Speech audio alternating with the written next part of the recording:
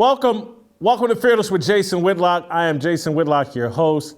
Welcome to this Saturday edition of Fearless with Jason Whitlock. And as we like to do on Saturday, we have a very special guest to help unpack an issue related to a topic we spent a lot of the week talking about. You guys have heard me, I believe on Thursday's show, we started going into a deep dive on the passport bros. And that was an offshoot of the conversation we were having about the black community and our communities being dominated by single black women and single black women that want to be leaders in the community. And I think that was on Monday. And then Tuesday, Royce and I had a long conversation about the discord, the disconnect between the black man and the black woman in America. And I think I came back on Thursday and we took the song American Woman by Lenny Kravitz and the Canadian group, the Guess Who, and related that to this whole passport bros movement that is starting to get a lot of attention and a lot of pushback over social media. And we talked about it on Thursday. I wrote an article about it. And then on Friday, it's trending all over Twitter. And I got emails from people saying like, hey man, you really need to understand the history of this passport bros and even the whole manosphere. I don't know if you guys are familiar with that, but there's this manosphere over YouTube and among content creators of people that are pushing back against the attack on masculinity, and they call it the manosphere. And so between the manosphere, the passport bros, that's like where Kevin Samuels developed all of his popularity, talking about men and the relationship between black men and black women. And Kevin Samuels dies, and you know, right at when he was really starting to get traction. I used to tell people, Kevin Samuels is going to end up being the next Steve Harvey. Unexpectedly dies. But yesterday I get emails like, if you really want to know the history, you got to talk to Al Greeze. Al Greeze is the godfather of all of this, and they said you got to go back and read this 2006 article in Essence magazine that talked about black men going to Brazil, and the article was kind of a hit job on these black men that went over to Brazil for a good time, dating, treating it like a trip to Las Vegas, or looking for a wife with more traditional values or a girlfriend with more traditional values. That article comes out, and I think that sparked, well, we'll let Al Greeze tell you what that sparked, but eventually, Al Greeze has, I think, done 3 movies or documentaries about the relationship between black men and black women, and they're titled Frustrated. And so without further ado, let me bring Al Greeze in and let him explain for himself some of the history and what went on in 2006 with Essence magazine and what that sparked. Because Al, I was told there were a group of you guys that in the early 2000s would go to Brazil, and that's kind of where all of this started. First, I'd like to say thank you for having me on your platform, man. It's truly a blessing. Thank you for reaching out. I truly appreciate Thanks that. Thanks for coming on. It all started as just going on a vacation. I was a gym rat at the time, and I met a young guy that was in a motorcycle accident.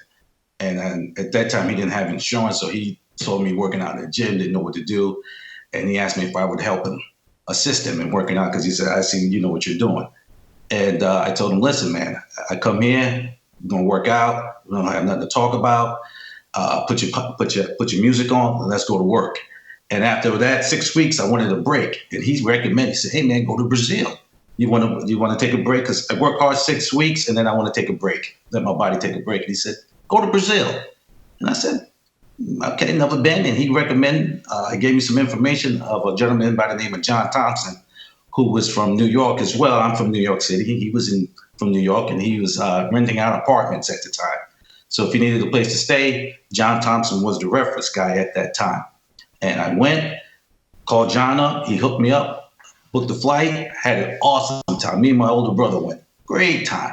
And I got back and went to D.C. My cousin lives in Washington, D.C. He throws this annual barbecue. out in Maryland.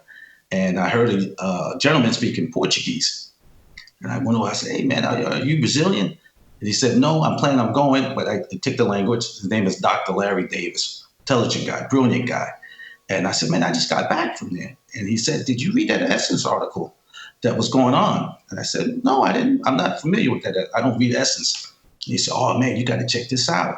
And I read the magazine. I read the article. I called him back up. I said, oh, that's just trash. This is garbage. This is not what I just experienced. And he said, well, your cousin told me you're a filmmaker. Why don't you do something about it? And I said, you know what? I am. You're right, I am. So I went back again on my own to get to points of reference. And I met another gentleman by the name of Johnny Johnson, American guy who retired out there. And I met several guys, American guys that were retired out there. So I did some investigation, interviewed them, and told them that I was interested in doing a piece and would they like to be a part of it. Some agreed and bailed out at the end, but Johnny Johnson was a stand-up guy, ex-police officer. He said, sure, man, come on back. And I came out there to interview him and some other guys, and I ran across the Philadelphia firefighters. There was about 8 guys out there together, tripping. I said, hey, man, can I interview you about your experience and why you come out here? And that's when they shared that put this delicate, I'm not familiar with your platform, so we'll keep it delicate, but some of the troubles they were having with women in the States, and they found it more soothing to deal with more traditional women abroad, especially Brazilian women. They were fit, they were friendly, they're friendly, and easy to get along with. And they said they preferred that in not dealing with women who were too masculine and kind of like pulling guards and tackles. Really didn't keep themselves up to shape, keep themselves up in shape. And we did the project, and I kind of sat on it a little bit. I said, maybe there's nothing here. And my older brother told me if I didn't release that product, that he was going to do some physical harm to me. So I took it to a film festival out in Atlanta. Went to Atlanta Film Festival, and the guy invited me out. I knew the guy who was running it. And I showed him that, and he was cool. And then he gave me a weird time slot, an 8 o'clock in the morning time slot. And I said, hey, man, why you put me so early in the morning? He said, man, it wasn't me. It was the women that was involved that did this to you. I said, okay. I got up in the morning, went out there and worked it, invited guys in. And I saw a gentleman standing there. I said, listen, man, I'll be honest, if you come in and watch my film, I produced it, I directed it. And he said, what's his name of it? I said, Frustrated. And he came in, the documentary played, and they got up, and that's when it started. I knew I had something because the women were angry, and the gentleman stood up and said, brother, I want to thank you. This is really before the whole social media thing, but he said, I want to thank you for inviting me in here. I just booked my flight to Brazil while the movie was playing. I'm sorry I can't stay for the Q&A. I'm going to pack my bags right now. And he held up his phone and showed it and said, I'm out of here. Thank you, brother. I love you. And he took off.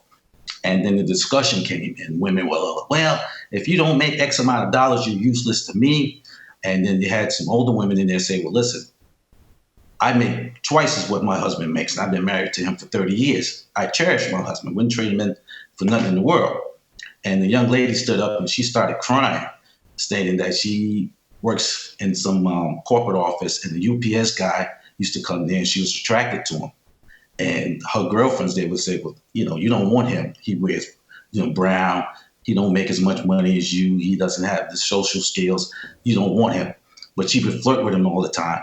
And she did not pursue that relationship because the women there told her that gentleman was no good for her. And she broke down in tears and how that connected with her. And I released the film, and all of a sudden, it's people started purchasing the film, and some people started, unfortunately, started bootlegging. What year is the release of the film?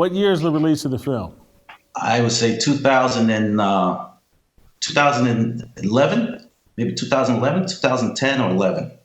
And they started bootlegging the film. Let me stop you for 1 second, because I want to play a 2-minute trailer from Frustrated to give the audience a better taste of what you did and the work you did. Let's play the trailer. Women are noticing that their men are crossing the borders to find happiness, romance, or even just somebody to have a good time, hang out with. I come to Brazil, I sit down at the table, I order food. Young lady places a drink in front of me, opens my straw, puts it in my glass, and I'm chilling. Doesn't make her less of a woman, doesn't make me more of a man. It's just that we have different roles in life, and she knows hers, and I know mine. Several years ago, I read an article from Essence magazine in regards to African American men going to Brazil.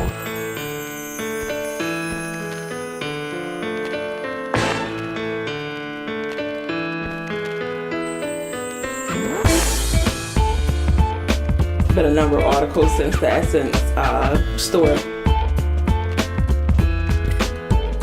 The article was not pleasant at all. It was quite negative. The article is racially motivated. To me, it's just another attack on the black man. I feel in conversating with other guys who have ventured here, you should come here and experience what she has to offer Brazil. People that write the articles say that they don't understand why we come to this place or any other place or bias because they've never experienced it. Every black man should come down one time before you be put in this earth to see how this culture treats you. It's heaven. You don't want to come down to Rio. I said, because if you do, you're going to come back thinking, how can I get rid of her? You know, and I just said, I can't put it to you on. I said, if you married and you love your wife and you satisfied, I said, don't come here. You'd be looking for cheap sex with pretty girls. I think to a certain extent, you're almost like a predator. There's nothing but lies, and it should not have been accepted by the black women. That article is to bridge the gap between you, and that's the reason that article came by. It's not an issue until the black man starts doing it. I agree.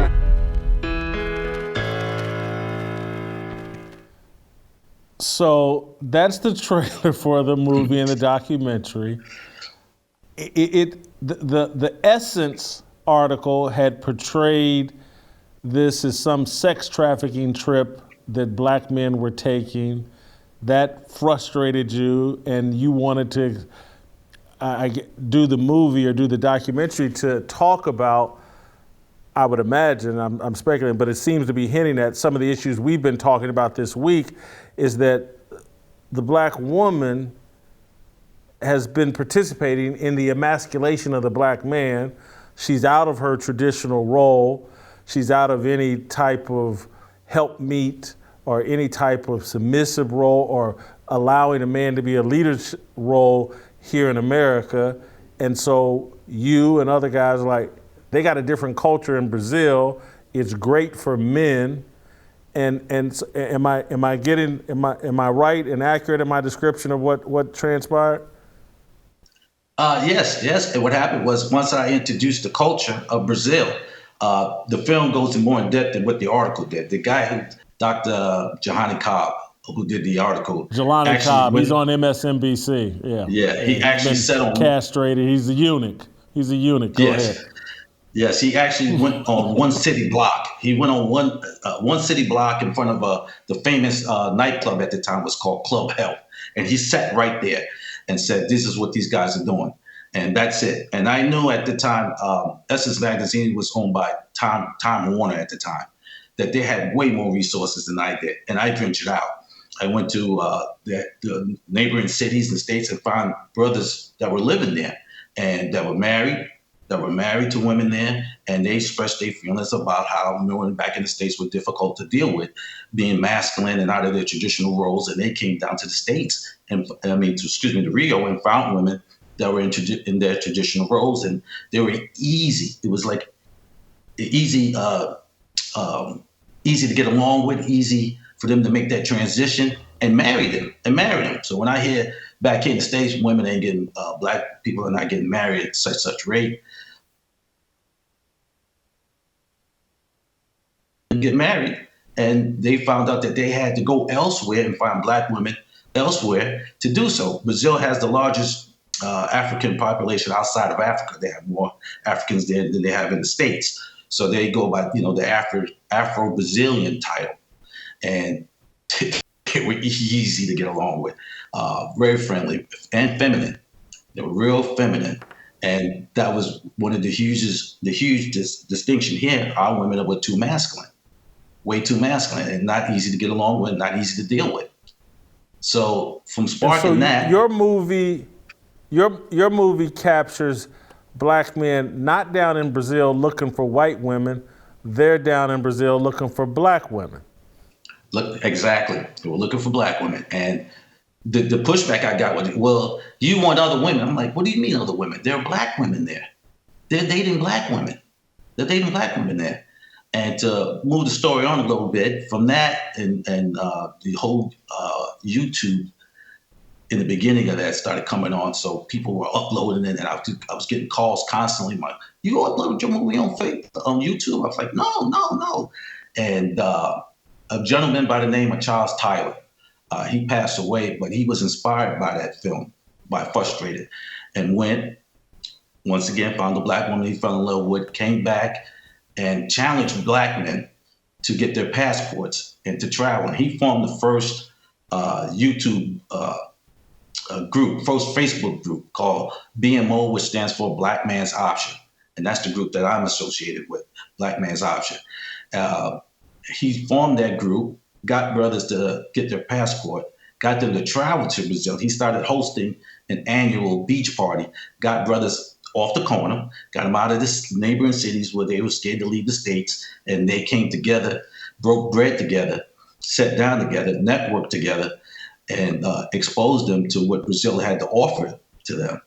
And from that BMO group, guys started coming to Charles Tyler, asking him about, hey man, how can I do something like this? I want to put other groups together. So Frustrated is kind of like the tree, and the fruit from that tree came Black Man's Option, and then other groups started to form from there, and guys will go other places. We're taking guys to maybe Colombia, we're taking them to Thailand, taking them to the Philippines.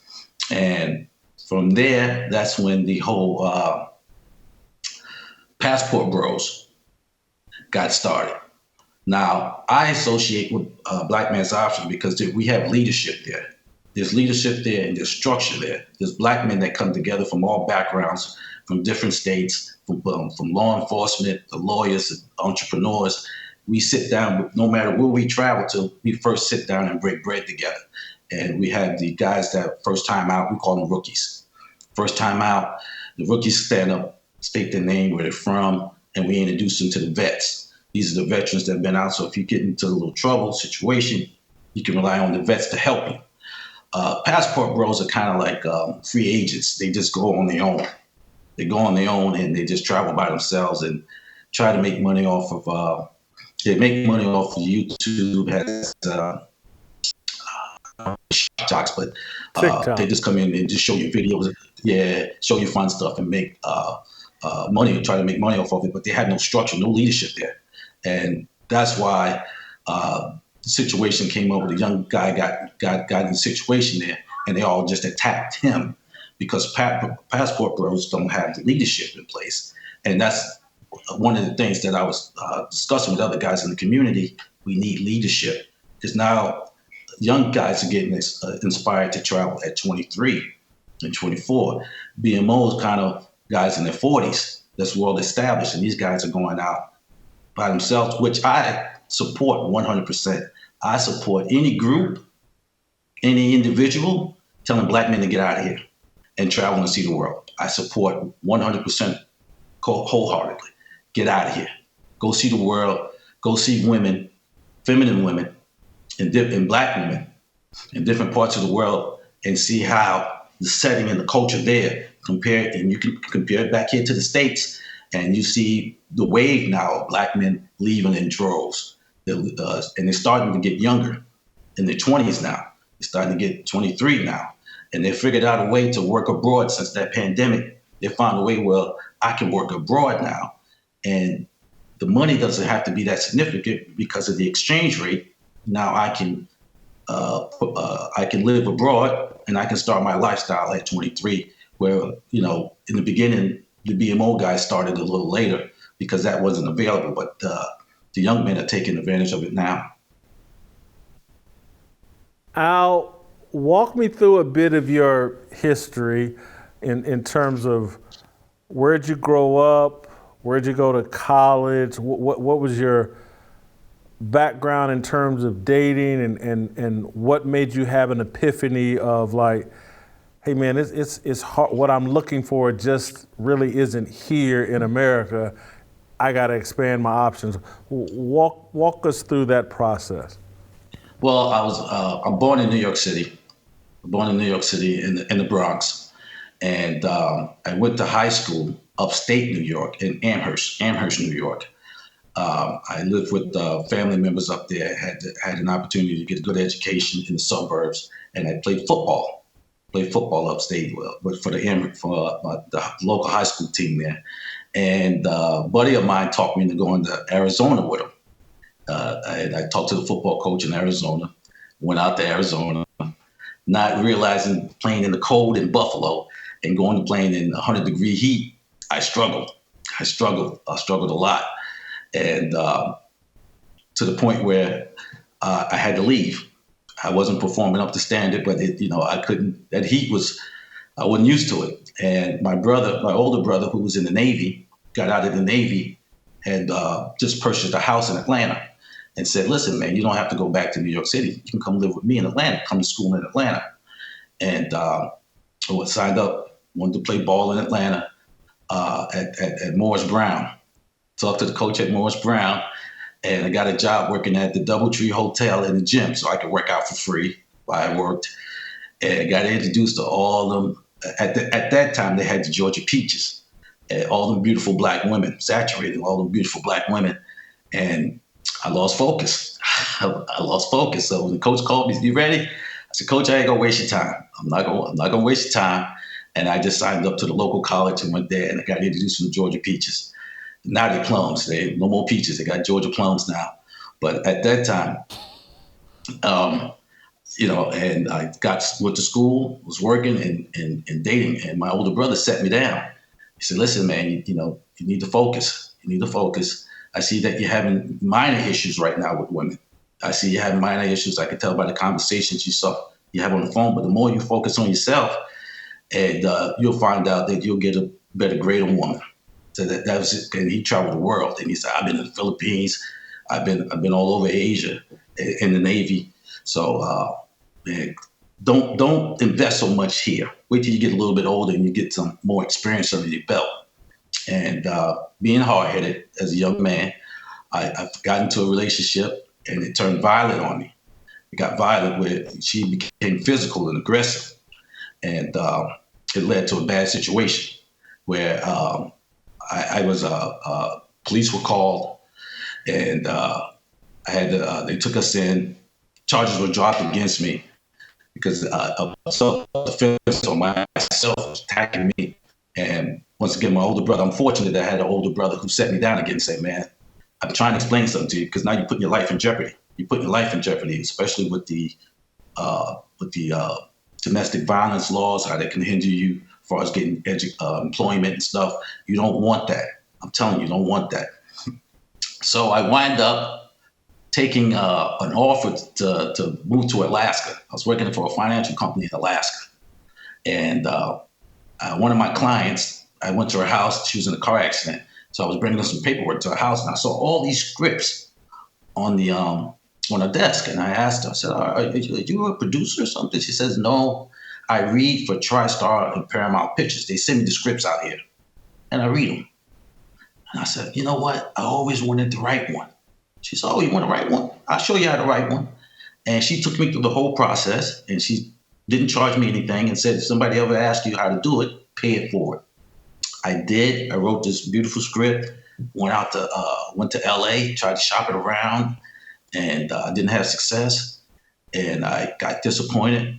And I laid down. I remember I was in a hotel. I was down to maybe last $5 in my pocket. I was eating out of 7-Eleven. They're eating hot dogs for dinner, chips after dinner. And I laid in the bed, and I said, "Oh, man, this ain't working." And my conscience and God spoke to me and said, "Listen, man, why don't you go learn how to make them?" I said, I don't know how to make no movie." He said, "Well, you didn't know how to write them. 6 months ago, you didn't know how to write them. Let's go. Let's get on out of here, and I'll show you how to make them." And got out of there, went back to Atlanta, found a film school in DC area, went there, learned how to make them. And I started, I got real excited and wanted to be productive. So I made some movies, they were awful. Some films, they were bad. But when this came about, a chance to do a film on this, and I had the funds to do it, I said, you know what? Let's do this. And I did it. And that's how frustrated I got about. But as far as my relationship with women, I'm gonna tell you, my high school sweetheart at the time, I dated an Italian chick, and she took great care of me. And to the fact that even I was on the basketball team, she would bring me food because the varsity team played late. She would make sure, hey baby, here's some food, and the coach would be like, don't be eating that. You're not gonna be able to run up and down the court eating that. Don't bring him no food. She took great care of me. Was my high school sweetheart, and I got exposed to that, but I had a strong attraction towards black women when I went to Atlanta. I seen all them peaches, and I said, oh, I got to get my hands on them. But I come from a 2-family home, so I saw what my father meant to my mother, and I see what my mother meant to my father. I was raised in a 2-family home, and my father provided. I'm the youngest out of 7 kids, and I seen my father work 6 days, 7 days a week to provide for his family, and didn't want to take days off, and would watch football with us and then get up and go to work. So I was looking for that, and I wasn't finding that. I wasn't finding that in Georgia, and I said, wow, I was struggling. But moving forward, when I started making these projects and I started getting introduced to foreign women and traditional values, and with traditional values, and with the femininity was big for me because I wasn't coming in contact with feminine women. I was coming more in contact with masculine women who, if they didn't get their way, felt that they could put their hands on you.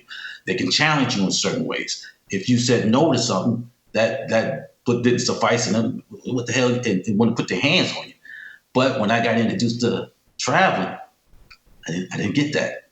If I had food on my mouth, she would get the napkin and wipe my mouth and nurture me and kiss me. Thank you, baby. When I went to Thailand, I took a young lady out to eat. She would not touch her food until I got my food and I took the first bite. And you struggle with the menu a little bit. And she got her food. I said, why you not eating, baby? She said, I can't touch my food until you touch yours first. I said, what? She said, you bought me food, you bought me dinner. The least I could do is wait till you get yours. So I got mine. Being the youngest out of 7, if you didn't eat fast at my house, my older brothers, I got 4 older brothers, they go on your plate, take your food. So I eat fast. I developed eating fast. And she would, I was eating it and she pushed her plate towards me and you want mine? I said, no, I don't want your food. She said, no, if you want, you can take mine. You can take mine if you want more. And so I started getting introduced to that and then traveling with groups of brothers. So we experienced that all at the same time. So to see the joy on these brother faces, and I see why the movement is moving so fast and is getting to the younger guys now who turn on YouTube and hear these stories and said, you know what, I'm not going to deal with this. I'm not going to deal with this. I'm going to go overseas and see what these guys are talking about overseas. Al, thank you so much. I needed that background. I'm glad you made some time for us today. I had no idea, because literally I just heard about the Passport Bros this week, and it was like, well, let me look in, did some research, and then someone said, now you got to go to the root. And so we've done that, and now I feel far more educated about what this whole thing is about, and I'm going to dust off my passport. Well, listen, I tell you, I had a good friend of mine, big guy, a dark-skinned guy, big guy, and when we went to Thailand, the people ran out of the malls like he was LeBron James. You thought Michael Jordan or something was in town. They love black men there. Black men. They told me I wasn't black enough. They said, you too light. But your friend, they told me I wasn't black enough. But your friend, he was treated like a god there. And they would wanted to take pictures of him. The men would fight with their wives, take the camera, Let me take a picture with him. Baby, no, my turn. I seen it in the mall. They treat her like rock stars. And the darker you are, and he said, man, you know what? Back in the States, I get ridiculed for my skin tone. Here, I get ridiculed by women, calling me, you black so-and-so. So here, they love me for my skin color. They love me. And brothers are starting to experience that. Now, we won't see the true effect of this until the next maybe 10 or 15 years. When these women still with the mindset they have, the entitlement, no lack of accountability. So what? I got 3 or 4 kids by 3 or 4 different men. You're supposed to take me the way I am. So what if I'm not feminine, I'm masculine? You got to take me, accept me the way I am. And what you see now is them peeking in. They're starting to peek in the passport bro movement. They started peeking at BMO and starting to single guys out. But BMO, Black Man's Options, is more solid because we have leadership. We have good guys in place. And the passport bros are kind of, like I said, free agency. They're out there by themselves, so they're easy to get picked off one at a time because they'll isolate one incident with one individual and try to classify all of us that way, which is not true. Well, I got an adopted son that he swears by Filipinos. He's married or lives with one and has been telling me forever, like, you gotta get you a Filipino woman. You gotta get you a Filipino. They know how to take care of you. So, well, you know already, Jason. You know you got your son. He's already telling you. You know already. Your son is at home, and it's starting at home with your son. And the word has got out, man. And I tell you, I had a friend, my best friend from high school. I told him, I said, listen, because he was going through a bad relationship back at home. I said, man, listen, come with me to Brazil. I want you to experience some joy. Just come with me to Brazil, man. And he got us, all right, man. I don't want to fly out. Just come on. We went. When it was time to leave, I said, I got the driver downstairs. We got to go. And he was just standing there. And I said, hey, man, come on, let's go. And he yelled at me. I said, wait, what's going on? And I looked, man, and tears came out of his eyes. He started crying, man. He said, I don't want to leave, man. I have not experienced something like this. I don't want to leave. I've seen men cry of the joy and then the disappointment knowing that they have to go back and break down in tears and saying, man, something's got to change. I can't live like this back in the States. I refuse to live like this. Well, I've been saying for years, when I was younger, I'd get into a relationship. You just don't want to be challenged. Yeah, I really don't. I got a career that's challenging. When I come home, I want peace. I don't want to be challenged. That's no fun for me. That's not. I got enough iron out there sharper than me. Well, it depends on how you're going to challenge me now. If you challenge me physically, that's not going to work. That's not going to work at all. If you're going to be supportive of me, challenge me to do better for us as a whole, that may work in a certain way. It depends on how you come at. But that's when femininity comes in. If your woman is feminine and she knows how to relax you and calm you and come at you, I can give her the world. And most men will tell you, this is my woman. I'll kill you over this. Don't come here. Don't knock on my door. No man knock on my door because they got something that's priceless in them at home. But when you got a woman that feels that she can challenge you and put your hands on you and challenge you in certain ways and challenge your manhood, that's not going to work, Jason. That's not going to work. And that's what I try to explain. Thank you for the time. Yes, man. Thank you for the time. Anytime. Enjoy the rest of your weekend. Thank you so much. That's our Saturday edition of Fearless. I hope you enjoyed it. I'm going to go home and dust off my passport and start looking at my globe and just spin my globe and wet my finger and find a place on the map on the globe I want to go. No, I'm just joking. Anyway, that's tomorrow. We'll see you on Tuesday. I got a little road trip. I got to go do an interview down in Florida. So I'll see you on Tuesday. Freedom. Sitting on a corner, never been alone. I'm breaking my back for freedom. Blessed, we are living, get back. We are receiving, all deceiving. We all wanna be free. We want freedom.